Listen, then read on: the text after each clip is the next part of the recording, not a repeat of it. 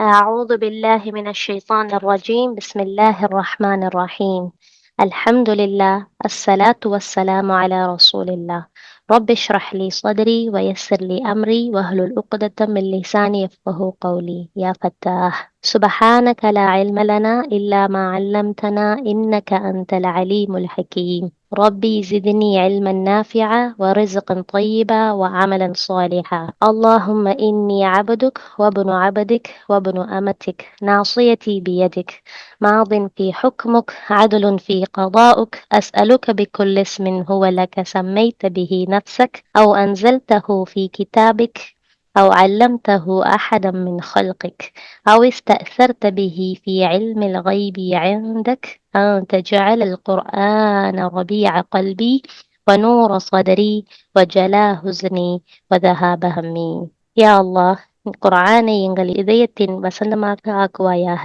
எங்கள் நெஞ்சங்களின் ஒளியாக்குவாயாக. எங்களது துயரத்தை நீக்கக்கூடியதாகவும் எங்களது கவலையை மறைக்கக்கூடியதாகவும் ஆக்குவாயாக. ஆமீன். அல்ஹம்துலில்லாஹ். நம்ம தொடர்ந்து ததபுர் கிளாஸ்ல இணைஞ்சு படிச்சிட்டு இருக்கோம். இப்ப நம்ம பார்த்துட்டு இருக்கிற வசனம் 21வது அத்தியாயத்துல 30வது வசனம், சூரா அன்பியால 30வது வசனம். மாஷா அல்லாஹ், கரெக்ட்.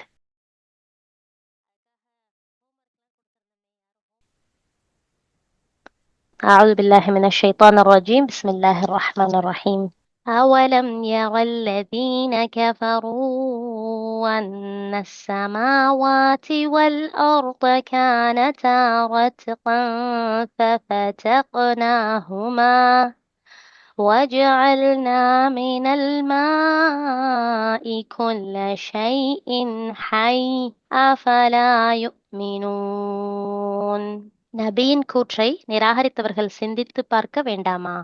வானங்கள் பூமி அனைத்தும் ஒன்றோடு ஒன்று சேர்ந்திருந்தன. பிறகு அவற்றை நாம் தனித்தனியாக பிளந்தோம். ஒவ்வொரு உயிரினத்தையும் தண்ணீரிலிருந்து நாம் படைத்தோம். நமது இந்த படைப்பு திறனை அவர்கள் ஏற்க மாட்டார்களா? இந்த வசனத்தை தான் நம்ம தொடர்ந்து பார்த்துட்டு வர்றோம். இதுல வானங்கள் பூமி அது ஒன்னோடு ஒண்ணு சேர்ந்து இருந்துச்சு. அதை அல்லாஹ் எப்படி தனித்தனியா பிரிச்சான் அப்படிங்கிறதுக்கான அந்த சயின்ஸ் ரிலேட்டடான விஷயங்களை நம்ம பார்த்தோம். பிரபஞ்சம் தொடங்கிய போது அது ஒளி மற்றும் ஒரு ஆற்றலோட கலந்த ஒரு சூடான துகள்களாக, சிறிய துகள்களாக தான் ஃபர்ஸ்ட் இருந்துச்சு. இப்போது நாம பாக்குறது எதுவுமே அப்போதைக்கு இல்ல. எல்லாமே விரிவடைஞ்சு அதிக இடத்தை எடுத்துக்கொண்டு அது குளிர்ச்சி அடைஞ்சிச்சு. ஆரம்பத்துல ஒற்றை புள்ளியாதான் ஆரம்பிச்சிச்சு. பிக் பேங் தியரியில அது ஒரு பெரிய வெடிப்பு கோட்பாட்டுக்கு அதுக்கப்புறமா அந்த இது வெடிச்சதுல உள்ள அந்த துகள்கள், அந்த அணுக்கள், அது எல்லாமா ஒண்ணு சேர்ந்து கிரகங்களா மாறுச்சு. கிரகங்களா மாறுனதுலதான் நம்மளோட சூரிய குடும்பம். ஆமா, அந்த சூரிய குடும்பத்துலதான் நம்மளோட கோள்கள், நட்சத்திரங்கள், விண்மீன்கள் இது எல்லாமே இருக்கு. ஆமா, அது மட்டும் இல்லாம இந்த விண்மீன் எல்லாம் அந்த நட்சத்திரங்கள் எல்லாம் ஒண்ணு சேர்ந்து ஒரு பெரிய ஒரு கேலக்சி, ஒரு விண்மீன் திரளை உருவாக்குச்சு அப்படிங்கறத பார்த்தோம். அப்புறம் அந்த விண்மீனோடைய எவ்வளவு அது விண்மீன் எவ்வளவு பெருசா இருந்துச்சு, அதை கடக்கிறதுக்கு எவ்வளவு டைம் எடுக்கும் அப்படிங்கறத பத்தி எல்லாம் பார்த்தோம். அப்படிங்கறதெல்லாம் பார்த்தோம். இப்ப அதை ஒரு குயிக்கா டக்குன்னு நம்ம ஒரு ரிவிஷன் பார்த்துட்டு இன்ஷா அல்லாஹ் இன்னைக்கு நம்ம பார்க்கக்கூடிய மெயினான விஷயம் என்னன்னா, அந்த பாதி வசனத்தை பத்தி பார்த்துட்டோம். நம்மளுக்கு அது ஒரு புரிதல் கிடைச்சிருச்சு. மீதி பாதி இருக்க வசனத்துடைய விளக்கத்தை இன்ஷா அல்லாஹ் இன்னைக்கு பார்ப்போம். ஸோ நம்ம இந்த வசனத்துல இருந்து இந்த மாதிரி கேள்விகள் எல்லாம் கேட்டோம். அதுக்கப்புறம் பிரபஞ்சம் எப்படி உருவாச்சு அப்படிங்கிற பத்தி பார்த்தோம். பிரபஞ்சம்னா என்னன்னு பார்த்தோம் ஃபர்ஸ்ட். பிரபஞ்சங்கிறது எல்லா இடமும், எல்லா பொருட்கள், ஆற்றல் எல்லாத்தையும் உள்ளடக்கியது. பூமி, சந்திரன் அத பிரபஞ்சத்துல ஒரு பகுதி தான். மற்ற கிரகங்களும் பல நிலவுகளும் உள்ளடக்கியது பிரபஞ்சம் அப்படிங்கிறத பத்தி பார்த்தோம். அதுக்கப்புறம் சிறு கோள்கள், வால் நட்சத்திரங்கள், இன்னும் நிறைய கோள்கள், அதெல்லாமே சூரியனை சுற்றி வர்றதும் பிரபஞ்சத்துல ஒரு பகுதி. பால்வெளி விண்மண்டலம், அது இல்லாம நூற்றுக்கணக்கான நட்சத்திரங்கள் இருக்குது அப்படிங்கறத பத்தியும் நம்ம பார்த்தோம். அப்புறம் நம்ம அந்த சயின்டிஃபிக் ரிலேட்டடான அதோட பேக்ரவுண்ட் எப்படி ஆரம்பிச்சாங்க, இந்த பிரபஞ்சத்தை பத்தி ஆராய்ஞ்சதுல முக்கியமான ஒரு பங்கு வகிச்சது இந்த ஜார்ஜ் லெமட்ரிங்கிற ஒரு வானவியலாளர். அவர் பிரபஞ்சம் ஒரு புள்ளியில இருந்து தொடங்குச்சு, அப்புறம் அது அப்படி விரிவடைஞ்சுக்கிட்டே இருந்துச்சு அப்படிங்கறத பத்தி சொன்னாரு. அதுக்கப்புறம் அதுக்கு பின்னாடி வந்தவர் எட்வின் ஹபிள். அவரும் ஒரு வானவியலாளர். அவர் வந்து ஆம், இவர் ஜார்ஜ் சொன்னதை வந்து அவர் சொன்னது சரிதான். அது மட்டும் இல்லாம விண்மீன் திரள்கள் வந்து வேகமா நகர்ந்துகிட்டு இருக்குது அப்படின்னும், பிரபஞ்சம் விரிவடைஞ்சுக்கிட்டே போகுது அப்படிங்கிறதும் பத்தியும் சொல்லியிருந்தார். ஸோ நம்ம பார்க்கக்கூடிய இந்த இப்படி இருக்கல உலகம் அந்த காலத்துல. ஆரம்பத்துல அது ஒரு புள்ளியா இருந்துச்சு. அது சூடான ஒரு புள்ளியா இருந்து அந்த அது வெடிப்பு ஏற்பட்டு அதிலிருந்து பெரிய ஒரு புகை மண்டலமா இருந்ததுல இருந்து துவங்கினது தான் நம்மளுடைய இந்த பூமி.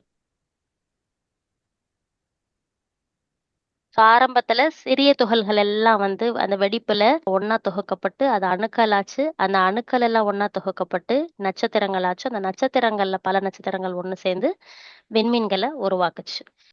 அந்த விண்மீன்கள் அங்கங்க குழுக்களாக இருந்தன. அந்த விண்மீன்கள் வந்து ஒண்ணோடு ஒண்ணு மோதி பெரிய விண்மீன் திரள்களை உருவாக்குனாங்க. புதிய நட்சத்திரங்கள் பிறந்து இறந்து கொண்டிருந்ததாலையும் சிறுகோள், வால் நட்சத்திரங்கள், கோள்கள் மற்றும் கருந்துளைகள் இது போன்ற நிறைய விஷயங்கள் ஒவ்வொன்றா உருவாகுன. இப்படிதான் பிரபஞ்சம் தொடங்குச்சு இப்படிங்கிற ஒரு விஷயத்த நம்ம பார்த்தோம். அது மட்டும் இல்லாம பிரபஞ்சம் வந்து தொடங்கி 13.8 பில்லியன் ஆண்டுகள் ஆயிருச்சு. இப்போ இந்த பிரபஞ்சம் உருவாகிறதுக்கு ஒரு அந்த பேர் வந்து பெருவெடிப்பு அப்படின்னு. இது சயின்ஸ் ரிலேட்டடா உள்ள விஷயங்களை நம்ம பார்த்தோம். அப்புறம் நம்ம விண்மீன் மண்டலத்தை பத்தி பார்த்தோம். கொஞ்சம் அந்த விண்மீன் பத்தி நம்ம தெரிஞ்சுக்கலாம் எக்ஸ்ட்ரா அப்படிங்கிறதுக்காக. விண்மீன்னா என்ன? அந்த விண்மீன் எதால ஆனது? வாயு, தூசி, அது இல்லாம பில்லியன் கணக்கான நட்சத்திரங்களால ஆனது. மிகப்பெரிய விண்மீன் மண்டலம் எப்படி இருக்கும்னா, ட்ரில்லியன் கணக்கான நட்சத்திரங்கள கொண்டிருக்கும். மற்றும் 1 மில்லியனுக்கும் அதிகமான ஒளியாண்டுகள் அகலத்த கொண்டிருக்கும் அப்படின்னு பார்த்தோம். இருக்கிறதுலயே சின்ன விண்மீன் மண்டலம் சில 1000 நட்சத்திரங்கள கொண்டிருக்கும். அது இல்லாம சில 100 ஒளியாண்டுகள் மட்டுமே பரவி இருக்கும். ஒளியாண்டுனா என்ன அப்படிங்கிறத பத்தி நம்ம ரொம்ப விரிவா பார்த்தோம் அல்ஹம்துலில்லாஹ். எல்லாருக்கும் புரிஞ்சிருக்கும்னு நினைக்கிறேன். ஒரு ஒளியாண்டுங்கிறது ஒரு பூமியோட ஒளியாண்டனோட ஒளி பயணிக்கக்கூடிய தூரம். ஒளிங்கிறது ரொம்ப வேகமா பயணிக்கக்கூடிய ஒன்று. நமது விண்மீன் மண்டலத்துல 100 முதல் 400 பில்லியன் நட்சத்திரங்கள் இருக்கலாம். மேலும் சுமார் 1,00,000 ஒளியாண்டுகள் அகலம் அது இருக்கும். நம்மளுடைய கேலக்ஸிய மட்டும் மில்கி வே கேலக்ஸின்னு சொல்லுவோம். அத நம்ம அதோடைய அகலம் வந்து 1,00,000. ஓகே. ஒரு ஒளி வினாடி என்பது அப்படின்னா வந்து இது 1,86,000 மைல்கள் இருக்கும் அப்படிங்கிறது பத்தி பார்த்தோம். இதையே வந்து நம்ம கார்ல போனா எவ்வளோ தூரம் எடுக்கும்? அதே மாரி விமானத்துல போனா எவ்வளோ தூரம் இருக்கும்? இதெல்லாம் வந்து ஒரு அப்ராக்ஸிமேட்டான ஒரு கணிப்பு தான். அது எவ்வளோ தூரம்னு நம்ம புரிஞ்சுக்கிறதுக்கான ஒரு விஷயத்த பத்தி பார்த்தோம்.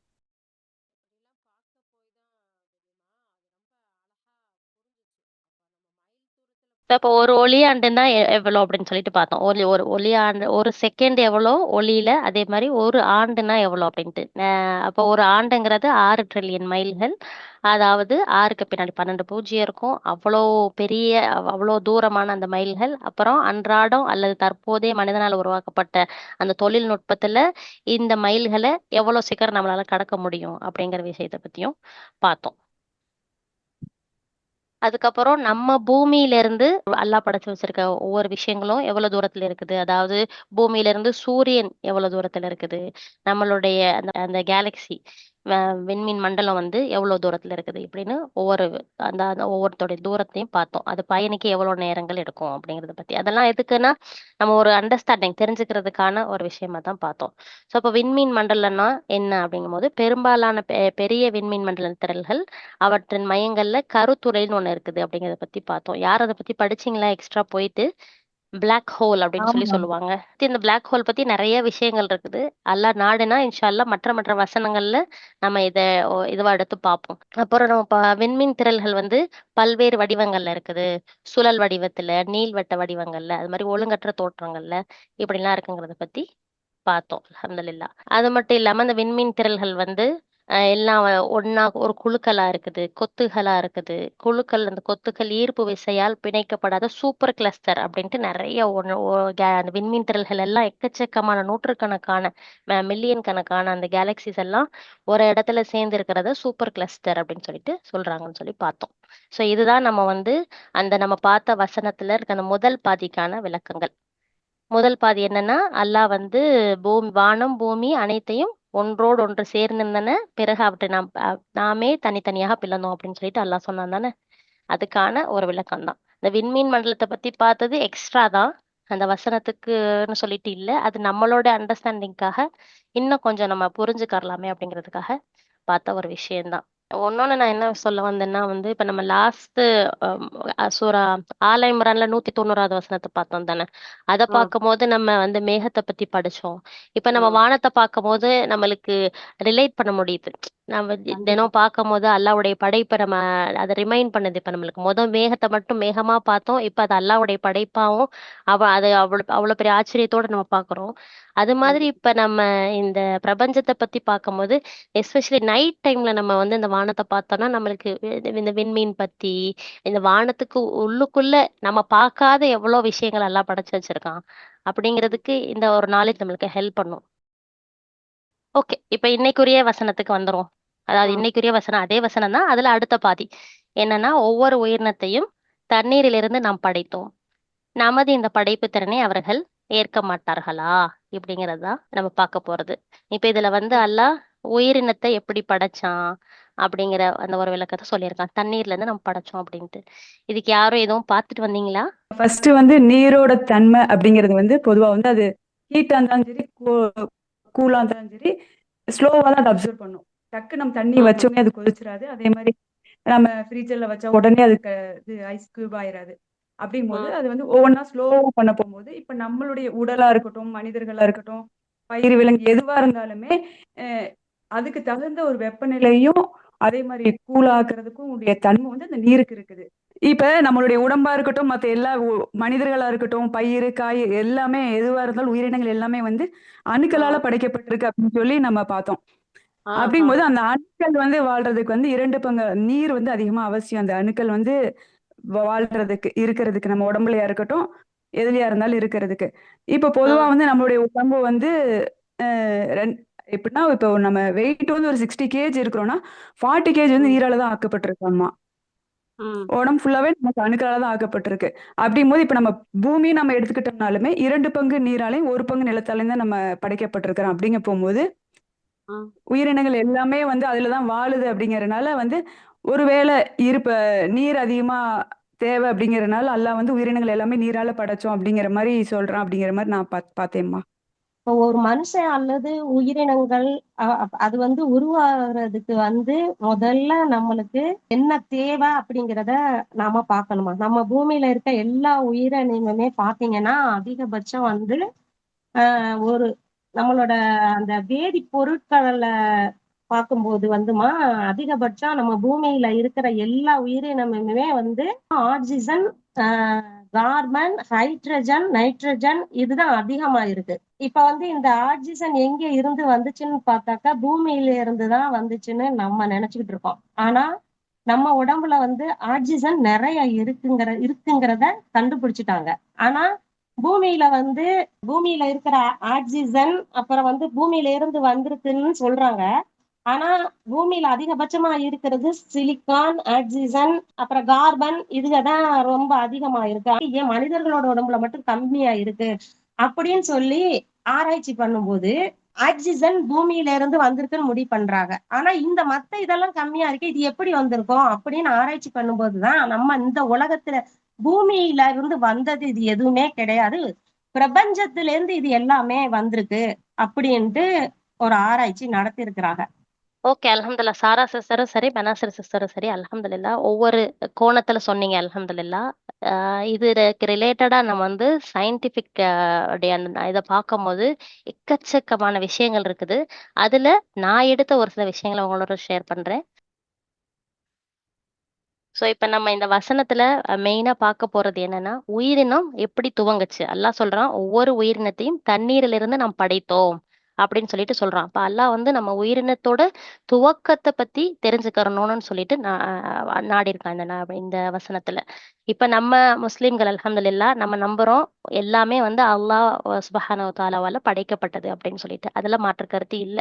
ஆனாலும் படைச்ச ரப்பு தான் சொல்லியிருக்கான், ஒவ்வொரு உயிரினத்தையும் தண்ணீர்ல இருந்து நம்ம படைச்சிருக்கோம் அப்படின்னு சொல்லிட்டு சொல்லியிருக்கான். ஸோ அப்ப அத பத்திய விளக்கங்கள நம்ம பார்க்க போறோம். நம்மளுக்கு தெரிஞ்சது சயின்டிஃபிக்கலா எப்படிலாம் வந்து இத ஆராய்ஞ்சிருக்காங்க, அதுல நம்மளுக்கு கிடைக்கக்கூடிய புரிதல்கள் என்ன அப்படிங்கிறத பத்தி தான் இன்ஷா அல்லாஹ் பார்க்க போறோம். இப்ப இதுல வந்து ஃபர்ஸ்ட் உயிரினம்னா என்ன அப்படிங்கிறத பத்தி நம்ம ஃபர்ஸ்ட் புரிஞ்சுக்கணும். அப்பதான் வந்து நம்ம உயிரினத்தோட துவக்கத்தை பத்தி தெரிஞ்சுக்க முடியும். ஸோ உயிரினம்னா என்ன? யாராவது ஒருத்தவங்க கை தூக்குங்க. உங்களுக்கு தெரிஞ்ச ஐடியா. உயிரினம் அப்படின்னா என்ன? வானம், பூமி அதுல படைக்கப்பட்ட அனைத்துமே உயிரினங்கள் தானம்மா? அப்படியா? ஓகே. அது அப்படி உங்களுடைய புரிதல். அல்ஹம்துலில்லாஹ். வேற வேற யாருக்கும் வேற ஐடியா இருக்கா? ஓகே. ம். ஸோ உயிரினம்னா என்ன அப்படின்னு பார்க்கும்போது, இப்ப பிக்சர்ல போட்டிருக்கமே, ம்ஹும். பூச்சி, புழு, ஆடு, மாடு, பறவை, ம். பிளான்ட்ஸ், ம். மரம், செடி, கொடி எல்லாமே ம். உயிரின வகையில வரும். ஆனா ம். இதுக்கு நான் ஒரு விளக்கம் கொடுக்குறேன். அதாவது உயிரினம்னா எப்படி இருக்கும்னா, உயிரினங்கிறது ஆற்றல பயன்படுத்தும். ஆற்றல்னா எனர்ஜி. ஒரு ஒரு பொருள் உயிரோட இருக்குது. அது உயிரின வகையில வரணும் அப்படின்னா, அந்த உ பொருளுக்கு வந்து எனர்ஜிய வந்து அது யூஸ் பண்ணணும். இப்ப நம்ம மனிதர்கள் எடுத்துக்கிட்டீங்கன்னா, நம்ம வந்து எனர்ஜிய தினம் யூஸ் பண்ணுவோம். எப்படி நடந்து போறதுக்கு, வர்றதுக்கு. நம்ம படுத்து தூங்கும்போது அவ்வளோ எனர்ஜி யூஸ் பண்ண மாட்டோம். இப்ப நம்மள வந்து ஒரு நாய் தொரத்துதுன்னா, பயங்கரமா எனர்ஜி யூஸ் பண்ணுவோம். ஸோ, நம்ம ஒரு உயிரினம் அப்படின்னு இருந்துச்சுன்னா, அது வந்து ஆற்றல பயன்படுத்தும். அது மட்டும் இல்லாம, அது ஆற்றல சேமிச்சு வச்சுக்கும். தேவையானப்ப அது யூஸ் பண்ணும். இப்ப நம்ம சாப்பிடுறோம். சாப்பிடும்போது நமக்கு நல்ல எனர்ஜி கிடைக்குது. அந்த எனர்ஜி எல்லாத்தையும் நம்ம ஒரே இத யூஸ் பண்ணிறதில்ல. நம்ம வொர்க் பண்ணும்போது அந்த வ வ இப்ப வந்து வயல்ல எல்லாம் இறங்கி வேலை செய்றாங்கல்ல, அவங்க யூஸ் பண்ற எனர்ஜிக்கும், ஒருத்தவங்க ஐடி ஆஃபீஸ்ல வந்து உட்காந்து வேலை பார்க்கும்போது, அவங்க யூஸ் பண்ற எனர்ஜி டிஃபரெண்ட்டா இருக்கும். ஸோ, நம்ம உயிரினம் அப்படின்னு சொல்லிட்டு ஒரு டெஃபினிஷன் குடுக்கணும். அப்படின்னா, அந்த உயிரினங்கிறது ஆற்றல பயன்படுத்தும். அது மட்டும் இல்லாம, அது ஆற்றல சேமித்து வச்சுக்கிறோம். இன்னொன்னு உயிரினம் அப்படின்னா, அந்த உயிரினங்கிறது வளரணும். அப்படி இருந்தா தான் அது உயிரினம்னு சொல்லிட்டு, அத வந்து க்ரோ ஆகும், டெவலப் ஆகும். அப்படி இருந்தா தான் அது உயிரினம். அதே மாரி உயிரினங்கிறது தூண்டுதல்களுக்கு பதிலளிக்கும். தூண்டுதல்னா, இப்போ ஒரு எக்ஸாம்பிள் அ நம்ம மேல வந்து ஒரு ஒரு பூச்சி போகுதுன்னு வச்சுக்குவோமே, அந்த பூச்சி போச்சுன்னா நம்மளுக்கு ஒரு ஃபீலிங் வரும் தானே, ஏதோ ஒண்ணு ஊறுதுன்னு. டக்குனு அத தட்டி விடுவோம். இப்போ ஏதோ ஒண்ணு சூடா இருக்குன்னா, டக்குனு நம்ம கைய நகர்த்துவோம். அப்படிதானே? ஸோ அது மாதிரி அந்த ஒரு தூண்டுதல்களுக்கு நம்மள உயிரினம்னா பதிலளிக்கும். அப்படி இருந்தா தான் அத வந்து ஒரு உயிரினமா நம்ம கன்சிடர் பண்ணுவோம். இன்னொன்னு உயிரினம்னா என்ன செய்யும்னா, அது இனப்பெருக்கம் செய்யும். அது மட்டும் இல்லாம பரிணமிக்கும். பரிணமிக்கிறதுனா மாற்றம் அடையறது. இப்ப ஒரு உயிரினமா இருக்கிறது, அ அடுத்தடுத்து அது சந்ததிகள பெருக்கிக்கிட்டே போகும். அது மட்டும் இல்லாம பரிணமிக்கும். பரிணமிக்கும்னா என்னன்னா, இப்ப வந்து இப்போ ஒரு மம்மி, டாடி இருக்காங்க. அ அவங்களுக்கு ஒரு குழந்தை பிறக்குது. ஆனா எக்ஸாக்ட்லி அவங்க மம்மி, டாடி மாரியே இருக்கிறதில்ல. அவங்களுடைய சாயல் இருக்குமே தவிர, அதே மாதிரி அவங்களோட இன்னொரு காப்பி பிறக்கறதில்ல. அவங்கள்ட்ட இருந்து மாற்றமடைஞ்ச ஒரு வெர்ஷனா தான் அந்த குழந்தை இருக்குது. இல்லையா? ஸோ அது மாதிரி ஒவ்வொரு அ ஜெனரேஷனுட்லயும் அந்த மாற்றங்கள் வருது தானே! ஸோ அப்படிப்பட்ட ஒரு விஷயமா தான் உயிரினம் இருக்கும். லாஸ்ட்டா உயிரினம்னா வந்து அது அழிஞ்சு போகணும். அதாவது நம்ம பிறப்போம், வளருவோம், இனப்பெருக்கம் செய்வோம். அப்புறம் ஒரு ஸ்டேஜ்ல நம்ம அழிஞ்சு போவோம். தொடர்ந்து அது இருந்துகிட்டே இருக்கு அப்படின்னா, அது உயிரினத்தோட கேட்டகரில வராது. ஸோ உயிர் இல்லாததா அது ஆயிரும். அப்படித்தானே? ஸோ உயிரினம்னு இருந்துச்சுன்னா, அது ஒரு ஸ்டேஜ்ல அது அழிஞ்சும் போகும். ஸோ இந்த டெஃபனிஷன்ல ஃபிட் ஆனா தான் ஒரு விஷயத்த உயிருள்ள பொருள். இது உயிரினத்த சார்ந்தது. இப்படின்னு சொல்லிட்டு சொல்லுவோம். அது பிளான்ட்ல இருந்து அதாவது தாவரங்களையும் எடுத்துக்கலாம், அனிமல்ஸையும் எடுத்துக்கலாம், ஹியூமன்ஸையும் எடுத்துக்கலாம். எல்லா வகையான விஷயங்களும் இதுல அடங்கும். ஸோ இப்ப உயிரினம்னா அல்லாஹ் வந்து சொல்லியிருக்கான், ஒவ்வொரு உயிரினத்தையும் தண்ணீர்ல இருந்து நம்ம படைத்தோம் அப்படின்ட்டு. உயிரினம்னா என்ன அப்படின்னு புரிஞ்சுக்கிட்டாச்சு. இப்ப அடுத்தடுத்த விஷயங்கள பத்தி பார்ப்போம். இப்ப வாழ்க்கை எப்படி தொடங்குச்சு? இந்த பிக்சர் வந்து எல்லாருக்கும் பயாலஜி ஸ்டூடண்ட்ஸ், சயின்ஸ் படிச்சவங்களுக்கு கண்டிப்பா இந்த பிக்சர் பார்த்தாவே தெளிவா தெரியும். எல்லா உயிரினங்களுமே செல்களால் ஆனவை. செல்லுனா என்ன? செல்லுனா என்ன? யாரும் சொல்றீங்களா? இல்ல நானே பதில் சொல்லிறவா அதுக்கும்? இல்ல நீயே இத கண்டினியூ பண்ணி கொண்டு போயிருக்காங்க. அப்படியா? ஓகே. சோ இப்ப செல்லுன்னா என்ன அப்படின்னா, செல்லுக்குள்ள தான் நம்ம உயிர் வாழ்றதுக்கு தேவையான எல்லா விஷயங்களும் இருக்குது. இப்ப நம்ம பார்த்தோம் தானே, 5 விஷயங்கள் பத்தி பார்த்தோம். அதாவது ஆற்றல பயன்படுத்தணும், ஆ அது வந்து வளரணும், தூண்டுதல்களுக்கு பதிலளிக்கணும், இனப்பெருக்கம் செய்றதுக்கு அது இனப்பெருக்கம் செய்யும், பரிணமிக்கும், அப்புறம் அழிஞ்சு போகும் அப்படிங்கிற இந்த விஷயங்களை எல்லாத்தையும் அந்த செல்லுக்குள்ள தான் நமக்கு தேவையான ஆற்றல், அந்த ஆற்றலை எப்போது, எவ்வளவு பயன்படுத்துது போன்ற விஷயங்கள், வளர்வதற்கு தேவையான விஷயங்கள் என உயிரினம் வாழ தேவையான அனைத்து விஷயங்களையும் இந்த செல்லுக்குள்ள தான் இருக்குது. இந்த செல்கள் எல்லாம் சேர்ந்தது தான் ஒவ்வொரு உயிரினங்களா மாறுது. ஸோ ஒரு எந்த செல் எப்படி இருக்குதோ அத பொறுத்து அது வந்து தாவரமா இருக்கும். அதே மாரி அது புழுவா இருக்கும், ஆடா இருக்கும், மாடா இருக்கும், கோழியா இருக்கும், மனிதனா இருக்கும். ஸோ அந்தந்த செல்களுக்குள்ள இருக்கிற விஷயங்கள பொறுத்து அது அந்தந்த உயிரினமா அது மாறும். ஸோ அனைத்து உயிரினமும் செல்களால் ஆனவை. அதுதான் இந்த ஸ்லைட்ல இருந்து புரிஞ்சுக்க வேண்டிய விஷயம்.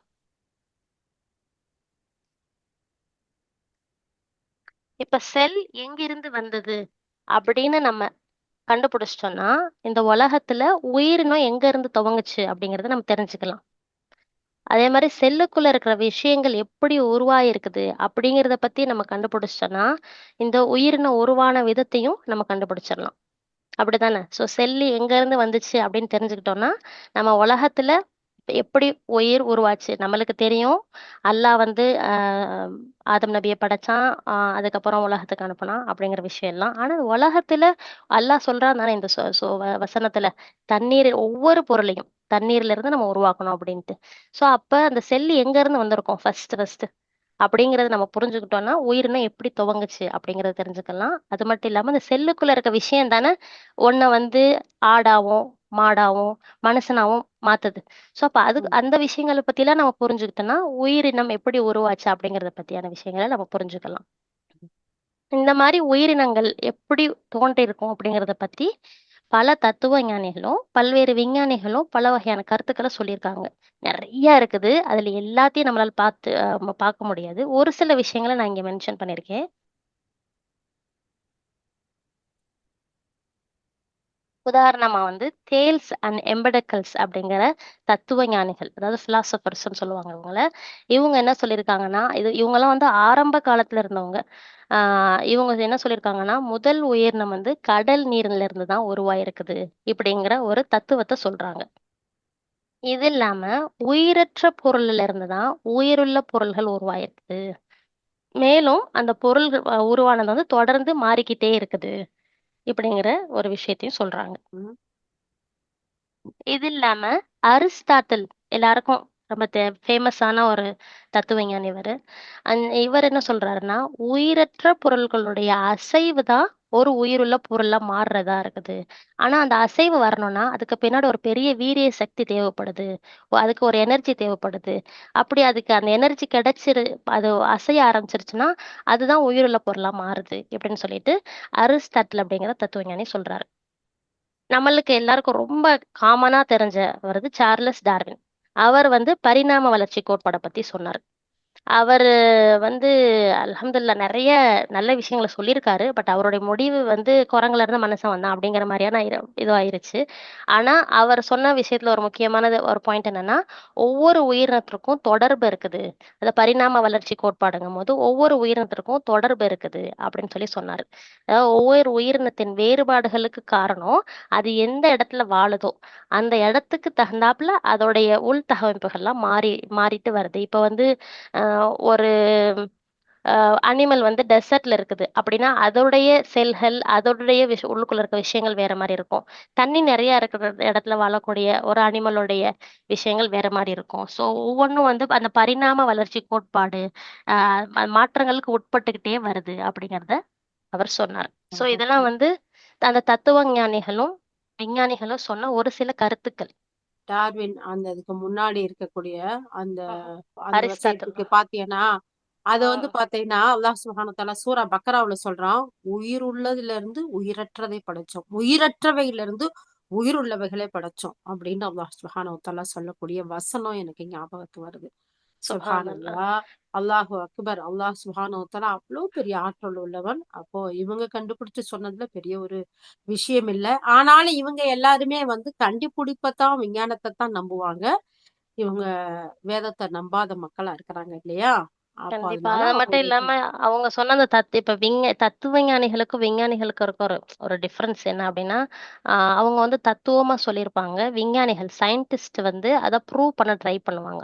ப்ரூஃப் இருந்தா ம், மட்டும் தான் நம்புறது இந்த சயின்ஸ் இதுல வரும். ஸோ இப்ப நம்ம ம், அந்த சயின்டிஃபிக் ரிலேட்டடாவும் நம்ம பார்க்கும்போது, நம்மளுக்கு ஒரு ஃபுல் அண்டர்ஸ்டாண்டிங் நம்மளுக்கு கிடைக்கும். அதுக்காகத்தான் நம்ம வந்து ஒவ்வொன்னா தேடுறோம். ஸோ இப்ப வந்து தண்ணீர்ல இருந்து வாழ்க்கை எப்படி துவங்குச்சு அப்படிங்கும்போது, பூமியில முதல்ல உயிர் எங்க தோன்றியிருக்கும்? அப்படின்னு சொல்லிட்டு பார்க்கும்போது, சில விஞ்ஞானிகள் என்ன சொல்றாங்க அப்படின்னா, 4.5 பில்லியன் ஆண்டுகளுக்கு முன்பு கடலின் அடிப்பகுதியில் இருந்திருக்கக்கூடிய நீர் வெப்ப துவாரங்களை சுற்றி இந்த உயிர் தோன்றியிருக்கலாம் அப்படின்னு சொல்லிட்டு சொல்றாங்க. நீர் வெப்ப துவாரங்கள் அப்படின்னா இது இது வந்து ஒரு கோட்பாடு. அதாவது உயிர் எப்படிலாம் தோன்றியிருக்கலாம்னு நிறைய தியரிஸ் இருக்குது. அதுல இது வந்து ரொம்ப ஒரு எவிடன்ஸ் பேஸ்டுன்னு சொல்லுவாங்க. அந்த மாதிரி ஒரு எவிடன்ஸ் இதுக்கும் இருக்கக்கூடிய ஒரு தியரி. அது இந்த வசனத்தோட ரிலேட்டடா இருக்குங்கிறனால நான் இந்த தியரிய பத்தி மட்டும் இங்க சொல்றேன். இது மாதிரி நிறைய தியரிஸ் இருக்குது. அது மட்டும் இல்லாம இன்னொரு விஷயம் நம்ம சயின்ஸ பத்தி ஒண்ணு புரிஞ்சுக்கணும். என்னன்னா, இன்னைக்கு நம்மளுக்கு இருக்க எவிடன்ஸ வச்சு நம்ம இன்னைக்கு இந்த வசனத்த புரிஞ்சுப்போம். நாளைக்கு இந்த விஷயத்துக்கே வேற ஒரு விளக்கங்கள் சயின்ஸ்ல குடுப்பாங்க. ஏன்னா டெக்னாலஜிஸ் வளர்ந்திருக்கும். அப்ப புரிதல் வேற மாரி இருக்கும். அப்ப இதே தியரிய அக்செப்ட் பண்ணலாம். இல்ல இத ரிஜெக்ட் பண்ணலாம். ஸோ சயின்ஸ்ங்கிறது மாறிட்டே இருக்கும். இப்ப கரண்ட்ல நம்மளுக்கு கிடைச்சிருக்கிற நாலேட்ஜ வச்சு இந்த வசனத்த புரிஞ்சுக்கிறோம். ஓகேவா? ஓகேம்மா. சரி. சோ இப்ப 4.5 பில்லியன் ஆண்டுகளுக்கு முன்னாடி கடலுக்கு அடியில நீர் வெப்ப துவாரங்கள். இது இங்கிலீஷ்ல என்ன சொல்லுவாங்கன்னா, ஹைட்ரோதெர்மல் வென்ட் அப்படின்னு சொல்லுவாங்க.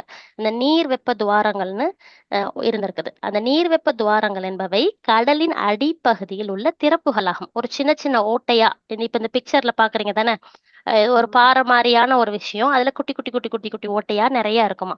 இவை ம், பெரும்பாலும் எரிமலை செயல்பாடுகளுக்கு அருகில் காணப்படுகின்றன. அங்கு கனிமங்கள் மற்றும் ரசாயனங்கள் நிறைந்த சூடான நீர் வெளிப்படுகிறது.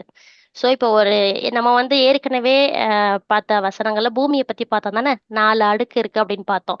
அதுல ஆமா. ரொம்ப சூடா இருக்கிற அடுக்கு வந்து அந்த மேக்மா, அதோட லிக்விட் ஃபார்ம்ல இருக்கும் அப்படின்னு சொல்லிட்டு பார்த்தோம். அது மாதிரி ம், பூமியோட மேலோடு இருக்கு தானே? அந்த மேலோடு ம், வந்து நகர்ந்துகிட்டே இருக்குது அப்படின்னு பார்த்தோம். அந்த ம், நகரத்துல வந்து அது ஒண்ணோட ஒண்ணு உரசும் போது அப்படியே மோதுச்சுன்னா அப்படியே மேலே எழும்பும்போது அது மலைகள் ஆகுது. இப்ப ம், ஆரம்பத்துல பூமி உருவான விதத்த பார்த்தோம்னா எதுவுமே இல்ல. இப்ப எஸ்பெஷலி ம், நம்ம இப்ப பிக் பேங் தியரி படிச்ச பின்னாடி பார்த்தோம்னா, பூமின்னு ஒண்ணு இல்லாம இருந்துச்சு. அல்லாஹ் வந்து அந்த வெடிப்புக்கு அப்புறம் பூமி, வானம் எல்லாத்தையும் உருவாக்குனான். ஆரம்ப கட்டத்துல இந்த பூமியில மனிதர்களால, உயிரினங்களால வாழ முடிஞ்சுச்சான்னா இல்ல. ஏன்னா அப்ப இருந்த கண்டிஷன் எப்படின்னா, அந்த வெடிப்புக்கு அப்புறம் எல்லாமே ரொம்ப சூடா இருந்துச்சாம். பயங்கர சூடா இருந்தது. கொஞ்சம் கொஞ்சமா, கொஞ்சம் கொஞ்சமா நாளடைவுல அது கூல் ஆயி, அதுக்கப்புறம் மழை பெய்ய ஆரம்பிச்சு, கடல்கள் உருவாக ஆரம்பிச்சு, அதுக்கப்புறம் அந்த கடல்ல இருந்து உருவானது தான் இந்த வாழ் வ உ உயிரினம், வாழ்க்கையெல்லாம் ம், உருவாச்சு அப்படின்னு சொல்லிட்டு சொல்றாங்க. ஸோ பூமியோட மேலோடுகள் நகரும்போது வந்து இதே மாரி எரிமலை வெடிக்கும். ம், அந்த எரிமலை வெடிக்கும்போது, அந்த உள்ளுக்குள்ள இருக்கிற அந்த மேக்மான்னு இருக்கக்கூடிய அந்த தாது பொருட்கள், கனிமங்கள் அதெல்லாம் வந்து வெளியாகுது. வெளியாகி குளிர்ந்த தண்ணியான அந்த கடல்ல இருந்து வரும்போது, ஒரு கெமிக்கல் ரியாக்ஷன் நடக்கும். அப்படி நடக்கும்போது என்ன நடக்குதுன்னா, இந்த பிக்சர்ல காமிச்சிருக்கேன் பாருங்க. இங்க இருக்க மேக்மா அது அந்த அந்த சூடான அந்த பூமிக்கு அடியில இருக்க ஒரு லேயர்ல இருக்கிறது. அது வெளியாகும்போது, அதோட இருக்கக்கூடிய அந்த தாது பொருட்களையும் சேர்த்து கொண்டு வருது. இந்த துவாரங்கள் இருக்குது. அந்த ஹைட்ரோ தெர்மல் வென்ட் அப்படிங்கிற அந்த நீர் வெப்ப துவாரங்கள். அந்த துவாரங்கள் வந்து 400 வரை வெப்பநிலை எட்டக்கூடும். அதே நேரத்தில் சுற்றியுள்ள கடல் நீர் மிகவும் குளிராக இருப்பதால், குறிப்பிடத்தக்க வெப்பநிலை வேறுபாடுகள் ஏற்படுகின்றன. இந்த துவாரங்களிலிருந்து பீரிடும் நீரில் கரைந்த தாதுக்கள் நிறைந்துள்ளன. அதாவது இரும்பு, சல்பர், ஹைட்ரஜன் சல்பைடு இந்த மாதிரியான தாதுக்கள்லாம் இருக்குது. இந்த தண்ணீர்ல கலந்து. இது வந்து கெமிக்கல் ரியாக்ஷன் நடக்கிறதுக்கு ரொம்ப முக்கியமான ஒரு விஷயமா இருக்குது. புரியுதா? சுப்ஹானல்லாஹ், கொஞ்சம் சுப்ஹானல்லாஹ். கொஞ்சம் டீப்பா கவனிச்சா தான் இது புரியும். உள்ளுக்குள்ள இருக்க அல்லாஹ் வந்து பூமிக்கு அடியில இருக்க அந்த விஷயத்த தண்ணியோட வெளியே கொண்டு வர்றான். வெளியே கொண்டு வந்து அந்த பொருட்கள் எல்லாம் அந்த குளிர்ந்த தண்ணியோட கலந்து ஒரு கெமிக்கல் ரியாக்ஷன் உருவாக்குது. இந்த கெமிக்கல் ரியாக்ஷன் நடக்கிறதுக்கு அந்த சூடான நிலை இருக்கணும். அது மட்டும் இல்லாம அந்த கெமிக்கல்ஸும் இருக்கணும். அப்பதான் வந்து இந்த ஒரு கெமிக்கல் ரியாக்ஷன், இந்த ரசாயன எதிர்வினை நடக்க முடியும். ஸோ இந்த துவாரங்களை சுற்றியுள்ள தீவிர வெப்பநிலை மற்றும் அந்த வேதியியல் சாய்வுகள் கரிம மூலக்கூறுகள் உருவாக காரணமாக உள்ளன. இந்த கரிம மூலக்கூறு அப்படின்னா வந்து அது இங்கிலீஷ்ல ஆர்கானிக் மாலிகுல்ஸ் அப்படின்னு சொல்லுவோம். இந்த ஆர்கானிக் மாலிகுல்ஸ் தான் ஒரு உயிரினம் உருவாகிறதுக்கு தேவையான அடிப்படையான ஒரு மூலக்கூறு. ஆர்கானிக் மாலிகுல் இல்லாட்டி உயிரினம் உருவாக முடியாது. இப்ப நம்ம சொல்லுவோம் தானே, டிஎன்ஏ, ஜீன்ஸ் இப்பெல்லாம் சொல்றோம் தானே. அது மாதிரி விஷயங்கள் நம்மளுக்கு வந்து ஒரு அந்த ஆர்கானிக் மாலிகுல் இருந்தாதான் அந்த டிஎன்ஏ, ஆர்என்ஏ, ஜீன்ஸ் இதெல்லாம் உருவாக முடியும். ஸோ அதோட பேசிக்கான ஒரு பொருள் என்னன்னா இந்த ஆர்கானிக் மாலிகுல் தான். ஸோ இந்த ஆர்கானிக் மாலிகுல் உருவாகிறதுக்கு காரணமா இருக்கிறது இந்த ஹைட்ரோதெர்மல் வென்ட்ல நடந்த ஒரு ரியாக்ஷன் இப்படின்னு சொல்லிட்டு ஒரு தியரி. ஸோ துவாரங்களுக்கு அருகில் உள்ள கனிம கட்டமைப்புகளின் துளைகளுக்குள் முதல் செல் உருவாயிருக்கலாம். ஸோ இப்படி இந்த கெமிக்கல் ரியாக்ஷன் நடந்தனால அந்த ஆர்கானிக் மாலிகூல் உருவாகி முதல் செல் நம்ம பார்த்தோம் தானே, செல்லு தான் வந்து எல்லா விஷயத்தையும் வச்சிருக்குது. நம்ம உருவாகிறதுக்கு உயிரினம் உருவாகிறதுக்கு தேவையான எல்லா விஷயங்களையும் வச்சிருக்க உள்ளது செல்லு தான். ஸோ முதல் செல் உருவான விதம் இப்படி இருக்கலாம் இப்படின்னு சொல்லிட்டு சில விஞ்ஞானிகள் நம்புறாங்க.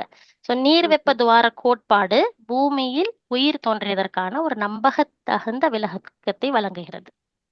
ஸோ இதுதான் தண்ணீரிலிருந்து உயிரினம் உருவானதற்கான ஒரு விளக்கமா இருக்கலாம்னு நான் நினைக்கிறேன். அதுக்கான ஒரு விளக்கத்தை தான் உங்களுக்கு சொல்லியிருக்கேன்.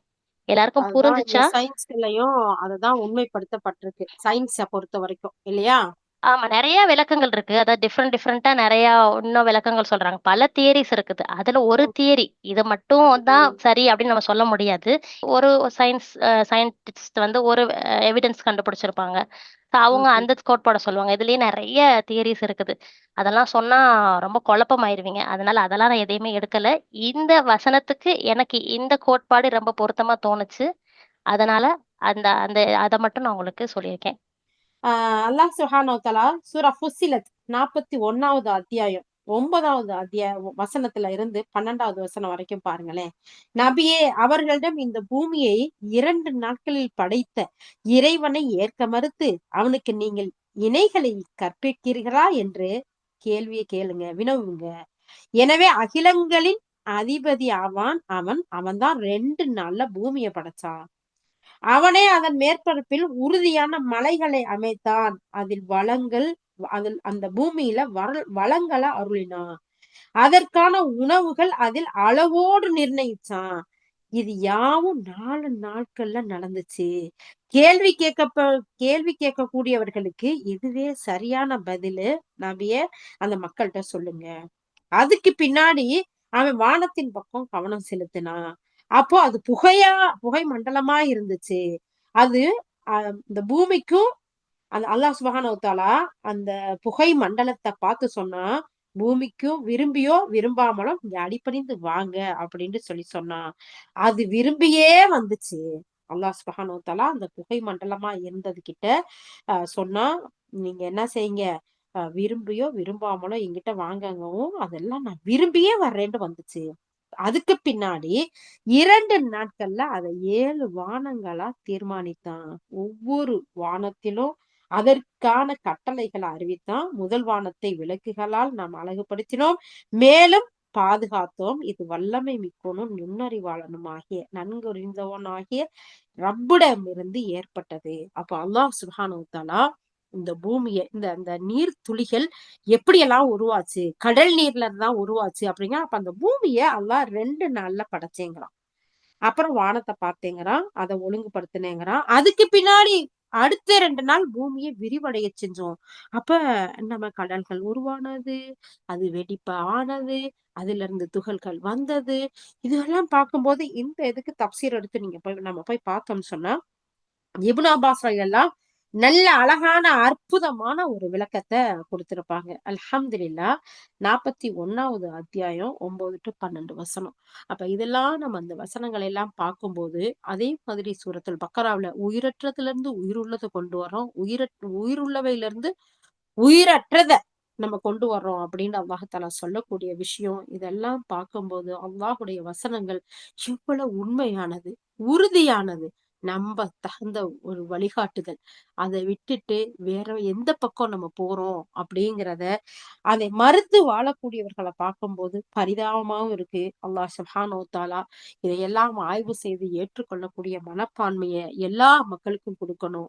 இந்த இஸ்லாத்தில் பிறந்த நமக்கு அல்லாஹ் சுப்ஹானஹு வ தஆலா இதை முழுமையா அறிந்து விளங்கி இந்த மாதிரி ஆய்வுகள் செஞ்சு அவனுக்கு நன்றி உள்ள உள்ளத்தையும் அல்லாஹ் கொடுத்து அந்த ஈமான்ல உறுதியோட அவனுக்கு கட்டுப்பட்டு வாழக்கூடிய ஒரு அழகிய ஒரு கல்ப அல்லாஹ் சுப்ஹானஹு வ தஆலா இஹ்லாஸ நமக்கு தரணும் அப்படிங்கிறத ரொம்ப ஒரு அழகான ஒரு விஷயம். யா அல்லாஹ் எங்களை அப்படிப்பட்ட நன்மக்களா ஆக்கி வை யா அல்லாஹ். ஆமீன் யா ரப்பல் ஆலமீன்.